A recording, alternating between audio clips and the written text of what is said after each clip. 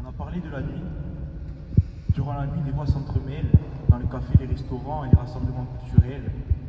Ces voix, ce sont celles d'une jeunesse qui fait vivre sa langue, qui fait vivre sa culture et qui est le dernier bastion, la citadelle, à défendre face à une acculturation massive, une perte de valeurs comme la solidarité, l'union et le respect. La jeunesse corse, alors, se met à chanter dans les bars et dans tout rassemblement, di notte d'ampi, rouge à nouveau, di deulezza accesi, in dell'immensità, notte.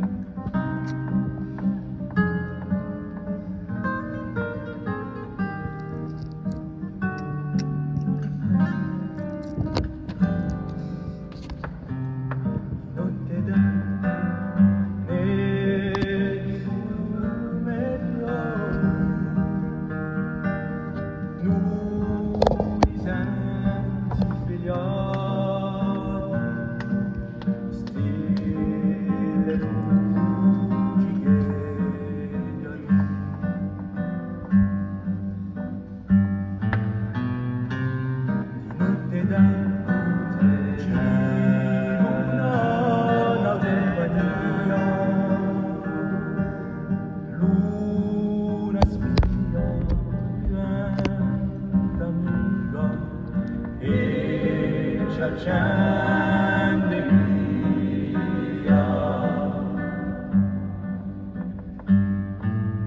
bianchi lumistanti, sogni come spirale e l'ombre all'ideale.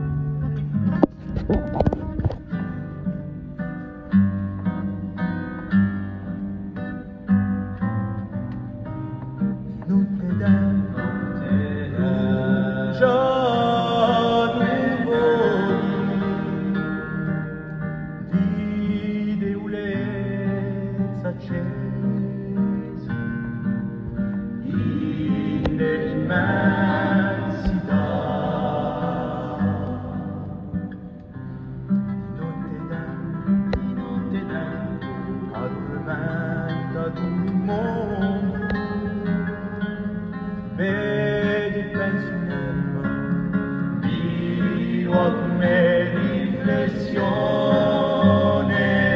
affanata la manada, sona una chitarra, la le stese allora mai, affanata la manada, sona una chitarra, la